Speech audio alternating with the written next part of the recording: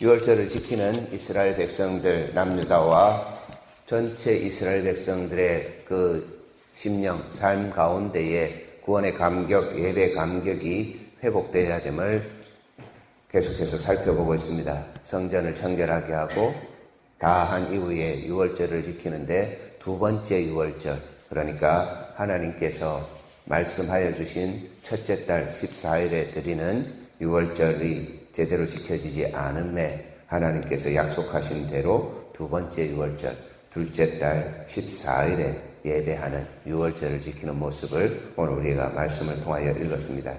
이 말씀 통하여 읽으시면서 우리 속에 계속해서 이렇게 다짐되고 결단되어야 되는 것은 예배 감격을 위해서 예배를 할 수 있는 이 은혜 주신 하나님 앞에 우리가 어떻게 서 있을까 할 때에 우리의 모든 허물, 죄를 대속해 주신 예수 그리스도를 생각해야 된다.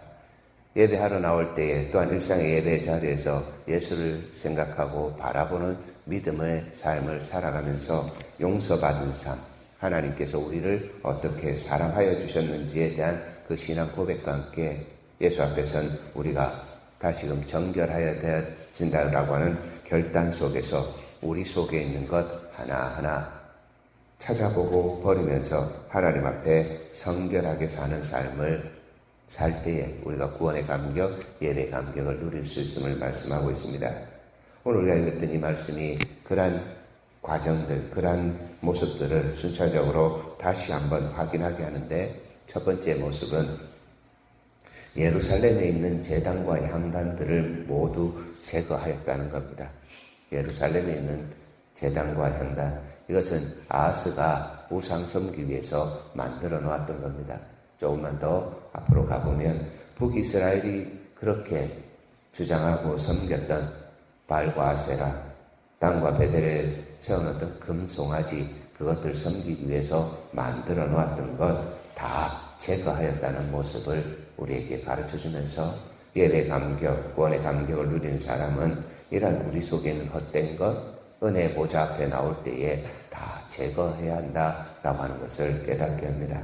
예수 앞에 있는 사람들에게 이러한 것은 함께 존재할 수 없는 것들임을 생각하게 하시는데 오늘 그러한 것들을 제거하였던 곳이 기드론 시내라고 이야기합니다. 기드론 시내는 굉장히 의미가 있는 곳입니다. 왜냐하면 아사와 요시야, 요아스 왕들이 이곳에서 그 우상을 불살랐던 곳이기도 하기 때문입니다. 더불어서 이 강을, 이 시내를 건너서 겟세마네 동산으로 올라갈 수 있습니다. 예수님께서 마지막 기도하러 가실 때에 겟세마네 동산 올라가셨는데 그때에 이 시내를 건너셨다는 모습이 기록되어 있습니다. 이 시내를 통과했다라고 하는 모습이 우리에게 오늘 큰 영적 의미를 가져다 줍니다. 왜냐하면 지금 이 기드론 시내는 죽은 자들을 장사하는 공동묘지가 되어 있기 때문입니다. 우상을 버리는 곳, 그곳이 죽은 자를 장사하는 공동묘지가 되었다. 죽음의 이 순간, 죽음의 이 고통, 죽음의 이 장소를 통과하지 않고는 예수 앞에 나올 수 없음을 선포하면서 우리 주님 예수 그리스도께서 행하셨던 일을 보게 한다는 겁니다. 그래서 이 기드론 시내의 영적인 의미는 이것을 통과해야 우리에게 구원의 감격, 구원의 은혜가 있다는 겁니다. 우리가 살아가는 이 삶의 자리에서 예수를 통과하지 아니하고 하나님의 은혜를 받겠다, 하나님께서 주신 이 구원의 감격을 누리겠다, 예배 가운데 나와서 하나님의 임재, 하나님께서 말씀으로 더하여 주시고 찬양함으로 하나님 앞에 나아가게 하시고 기도함으로 하나님 앞에 세워지게 하는 것, 예수를 통과하지 않고는 아무것도 할 수 없습니다. 그래서 이 기드론 시내에 버렸다라고 하는 이것을 통하여서 오늘 우리에게 주시는 큰 은혜는 우리가 예수를 통과한 이후에 이루어지는 구원의 감격과 예배 삶이 있다는 겁니다. 예배 자리에 나올 때마다 방금 드렸던 209장 찬송가의 가사처럼 내가 주의 전에 나와서 하나님 앞에 설 때마다 이 사실을 확신하고 또한 우리를 정결하게 함에 있어야 합니다. 우리가 제자 훈련할 때인가 이런 말씀을 드렸습니다. 어떤 교단에서는 또한 우리 교단 안에서 어떤 교회들은 예배를 시작할 때에 사죄의 기도를 먼저 하고 예배 자리에 세워집니다. 우리가 한 주간 살았던 그 때 묻었던 것, 우리가 한 주간 살아가면서 고집스럽게 살아갔던 것, 하나님 없이 살아가면서도 괜찮다 느꼈고, 또한 하나님의 말씀, 그것들을 외면하며 살아갔던 것들에 대해서 다 하나님 앞에 고백하고 예배하는 그런 교회들이 있습니다. 아마 내년부터 우리도 그렇게 할 것 같습니다. 하나님 앞에 나와서 우리가 예배 전에 기도하는 모습도 있고, 또한 예배 전에 다양한 시간들을 보내는데, 가장 중요한 것은 내가 정결함에 된 상태에서 내가 가지고 있던 모든 제단, 향단, 내가 바라보고 있던 그런 것들 다 벗어 던지고, 나는 예수 그리스도를 통과한 사람으로 예수 앞에 서 있어서 하나님 앞에 나갈 담력을 가지고 서 있습니다 라고 하는 그 고백으로 예배 또한 구원의 감격을 누려가야 함을 그렇게 우리가 경험했으면 좋겠습니다. 두 번째로, 이 본문을 통하여서 우리에게 주시는 하나님의 말씀, 하나님의 그 귀하신 진리는, 우리가 혹 그릇 행하였을지라도 하나님 안에 있는 사람들에게는 하나님께서 껴안아주신 돌아옴의 자리에서 하나님께서 받아주심의 자리가 있다는 겁니다. 그것을 통하여 예배, 감격, 구원의 이 감격을 누리는 모습을 이렇게 생각해 보면, 우리의 믿음은, 우리의 예배는, 우리의 삶은 형식이 아니라는 겁니다. 오늘 시대를 살아가며 우리에게 던져진 또 다른 메시지는, 이 형식이 율법적인 것이 되어서, 딱딱한 것이 되어서 예배 자리에 나와서 자유가 없고, 예배 자리에 나와서 기쁨이 없고, 그저 경직된 마음으로 살아가는, 예배가 정말 거룩해야 되기 때문에 나의 이 마음 생각도 경직되어 버리는 그런 모습이 있는데, 그것에 대해서 하나님께서 가르쳐 주시면서 예배가 얼마나 자유로운지, 예배 안에서 하나님의 그 받아주심이 어떤 것인지를 말씀으로 기록하고 있습니다. 이 말씀 다시 읽어보시면, 정결하게 되지 못하고 성결하게 되지 못한 제사장과 레위 사람들도 있었고요. 저기 북이스라엘 사람들은 자신들이 하던 대로 말씀은 생각하지 아니하고, 하나님의 이 뜻을 생각하지 아니하고, 율례를 생각하지 아니하고 습관적으로 그 유월절 음식을 먹는 모습이 있었습니다. 하나님께서 히스기야의 이 기도를 통하여 그들을 용서해 주십니다. 우리가 예배하러 나올 때에 하나님 앞에 세워지지 않는 모습, 하나님께로 나아가지 않는 모습이 있었을지라도 하나님께서 받아주심이 있고, 그 받아주심의 자리에서 고쳐주시고, 그 고쳐주심의 은혜를 더해 주신다는 겁니다. 이것이 예배의 감격과 구원의 감격입니다. 우리 스스로가 뭔가 규례와 법도를 만들어서 행할 때도 있고, 거룩하게 되지 않은 모습으로, 하나님 앞에 구별되지 않은 모습으로 나와 예배할 때도 있고, 삶을 살아갈 때도 있습니다. 그러나 하나님께서 우리에게 약속하신 것은 돌아오고 회개하면 고쳐주겠다라고 하는 것입니다. 여기서 위대한 한 기도의 모습을 봅니다. 바로 히스기야의 기도입니다. 나를 위한 삶이 아니라 하나님께서 하신 것을 바라보게 하옵소서. 저들이 율례와 법도를 어겼습니다. 하나님께서 주신 율법을 어겼습니다. 말씀을 어기며 살아갑니다. 그럼에도 불구하고 하나님께서 저들을 용서해 주시옵소서. 하나님, 선하신 하나님께서, 공의로우신 하나님께서 정의를 행하여 주셔서 이 백성 살려달라고 기도한 겁니다. 그때에 하나님께서 히스기야의 기도를 들으시고 고쳐주셨다고 20절 말씀에 기록하고 있습니다. 여호와 라파라고 하는 그 여호와의 이름, 그 속성을 이야기하는 저기 있죠. 물을 고쳐주셔서 승리하게 하시고 그들의 백성을 살려주신 하나님의 은혜가 여기 들어있는데, 이 모습 생각하면 우리 주님 예수 그리스도 생각하게 된다는 겁니다. 십자가를 지실 것을 아셨고 죽음을 향한 인생의 길을 걸어가셨던 예수님께서 마지막에 그렇게 하나님 앞에 구하였던 것은 저들의 죄를 용서하여 주시옵소서. 구원의 감격, 예배의 감격, 우리의 믿음 생활 안에 감격이 있는 것은 바로 이러한 기도의 모습입니다. 나를 주장하고 나를 생각하는 모습이 아니라 하나님 앞에 나를 세우는 모습 속에서, 혹 내가 경직된 삶으로 예배했다면, 혹 다른 이들이 경직된 삶으로 예배하고 그렇게 살아가는 모습이 있어 하나님 앞에 제대로 세워지지 않을 때에 정죄와 심판이 아니라, 판단이 아니라 하나님 앞에 그들의 영혼을 위하여서 도구하며 기도하는 모습, 살려달라고 하는 모습이 있어야 합니다.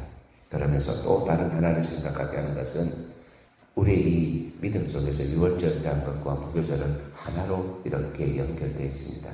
그래서 어떤 분들은 6월절 그러면 무교절로 생각하시는 분들도 있습니다. 그러면서 이 6월절과 무교절이 지켜갔던 이 날, 예수 그리스도를 통과해서 살아가는 이 모습의 진정한 의미와 삶의 실제를 보게 한다는 겁니다. 21절 말씀입니다. 예루살렘에 모인 이스라엘 자손이 크게 즐거워하며 7일 동안 무교절을 지켰고 레위 사람들과 제사장들은 날마다 여호와를 칭송하며 큰 소리 나는 악기를 울려 여호와를 찬양하였으며 라고 말씀합니다. 하나님 앞에 있는 이 믿음의 삶, 구원의 감격과 예배의 감격이 있는 사람은 날마다 하나님 앞에 서 있으면서 하나님을 찬송하고 하나님께 그 성전됨의 기쁨과 즐거움을 고백하고 누려가는 삶을 함께 살아가는 것입니다. 오늘 우리가 읽었던 이 본문에 보면 수치를 가지고 있던 제사장들과 레위 사람들이 제자리로 돌아옵니다. 자신들이 마음대로 행했으나 히스기야의 기도를 통하여 그들이 하나님 앞으로 돌아옵니다. 에브라임, 므낫세, 이사갈, 스불론 사람들이 그렇게 합니다. 더불어서 이제 이 무교절이 지켜지는 7일 동안에 그들이 그 즐거움의 자리에서 함께 어우러져 찬양으로 기쁨으로 조화를 이루어 예배합니다. 그러한 예배 속에서 우리가 이 본문 통해 또 깨닫는 하나는 모든 사람들을 위로하여 주시는 평안이 회복된다라고 하는 것입니다. 하나님께서 여호와를 섬기는 그 수많은 사람들을 히스기야의 그 손을 통하여서 위로하셨음을 22절에 기록하고 있고 그 위로가 그들 속에 가득함으로 또 하나의 결단이 이루어졌다는 겁니다. 그것은 더 예배하고 싶어졌다. 이것이 예배의 간격입니다. 더 하나님의 사람으로 살고 싶다. 타협하지 아니하고 세상의 그 시류와 가치관에 내 삶을 흘러 떠내려 보내지 아니하고 내가 하나님 앞에 더 예배하고 싶다. 어떻게 보면 규례를 어긴 것입니다. 어떻게 보면 하나님께서 말씀하지 않은 것처럼 보입니다.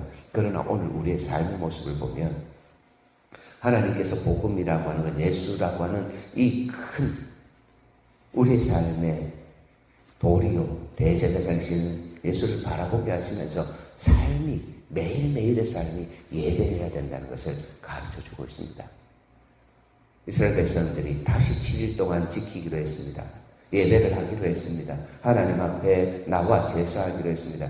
그때에 성령 강림 사건이 있은 이후에 초대교회의 모습이 여기 드러납니다. 유무상통했다. 어느 누구도 자기의 것을 고집하지 않고 손을 펴서 서로가 예배할 수 있는, 서로가 기쁨의 자리, 즐거움의 자리에 하나님께 감사하며 고백할 수 있는 그것으로 헌신했다는 말씀을 선언하고 있습니다.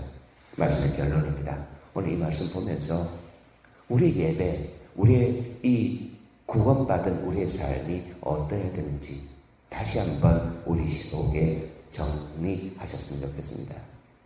하나님은 딱딱하거나 율법적 경직함이 아니라 복음의 자유함 안에서 우리의 마음 중심이 하나님을 향하고 있는지 향하지 않는지를 보시고 그 예배를 받으신다는 겁니다.